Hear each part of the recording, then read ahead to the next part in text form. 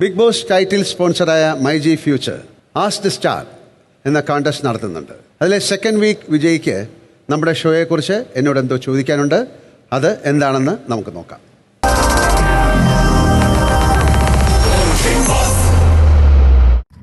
Hi ലലേട്ട, hi Bigg Boss, hello everyone. ഞാൻ മൈജിയുടെ ആസ്ക് ദ സ്റ്റാർ കോൺടെസ്റ്റന്റ് വിജയാണ്. എൻ്റെ പേര് സുബിൻ വർഗീസ്. ഞാൻ ചാലക്കുടിക്കടുത്ത് മുരിമുരിയിൽ നിന്നാണ്. എനിക്ക് ലാലേട്ടനോട് ചോദിക്കാനുള്ള ചോദ്യം, വളരെ നന്നായി കളിച്ചുകൊണ്ടിരിക്കുന്ന കണ്ടസ്റ്റൻസ് പെട്ടെന്ന് എവിക്റ്റായി പോകുന്നത് കാണാറുണ്ട്. അത് തികച്ചും അൺഫെയർ അല്ലേ ലാലേട്ട? എന്താണ് താങ്കളുടെ അഭിപ്രായം?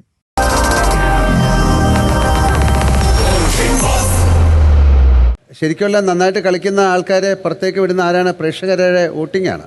അപ്പോൾ കറക്റ്റായിട്ട് വോട്ട് ചെയ്യാൻ നമ്മളെപ്പോഴും പറയാറുണ്ട്, നിങ്ങൾ നന്നായിട്ട് കളിക്കുന്നവരെ സപ്പോർട്ട് ചെയ്യണമെന്ന്. അപ്പോൾ PR വർക്ക് അല്ലാത്ത പേഴ്സണലായിട്ടുള്ള കാര്യങ്ങൾ അതൊക്കെ വെച്ചിട്ട് ചെയ്യുമ്പോൾ ഇങ്ങനെ സംഭവിക്കും. ഇതൊരു ഗെയിമാണ്. ആ ഗെയിമിനെ ഏറ്റവും നല്ല മനസ്സോടുകൂടി ആ ഷോ കാണുകയും അതിൽ കറക്റ്റായിട്ട് ഡിസിഷൻ എടുത്ത് കളിച്ചാൽ ഇങ്ങനൊരു ചോദ്യം ഞങ്ങൾക്ക് ഫേസ് ചെയ്യേണ്ടി വരില്ല.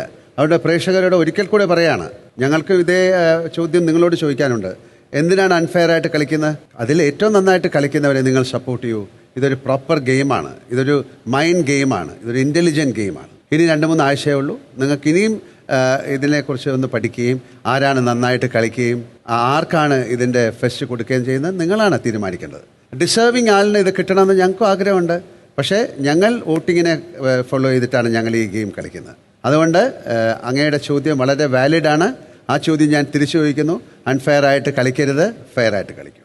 ഓക്കെ.